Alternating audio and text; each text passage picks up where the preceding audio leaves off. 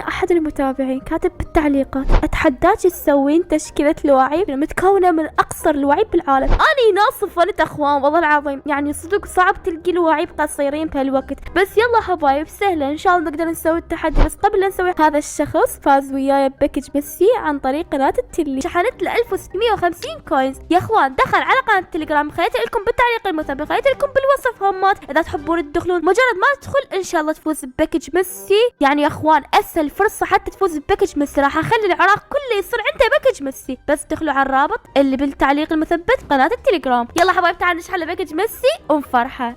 حياتي يا اخوان باكج ميسي والف مبروك. نجيب ميسي يا اخوان 103 ونخليه بالتشكيلة ونطوره.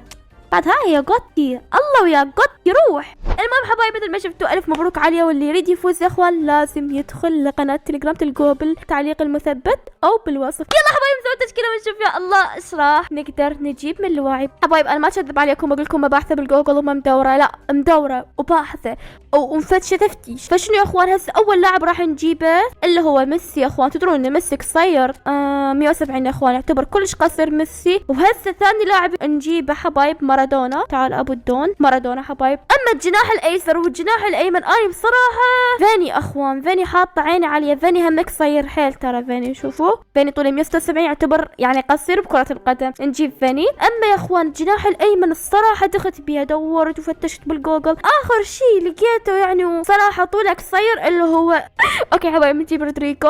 اوكي حبايب هسه نجي على الوسط اخوان. صراحه ما راح القى ارتكاز، اتوقع طوله